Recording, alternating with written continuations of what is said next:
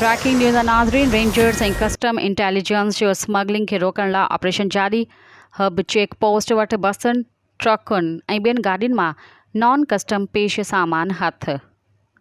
वॾी मिक़दार में सिगरेट, सुपारियूं, खुश्क खीर, टायर ऐं इलेक्ट्रॉनिक जो सामान हथ। रेंजर्स तर्जुमान।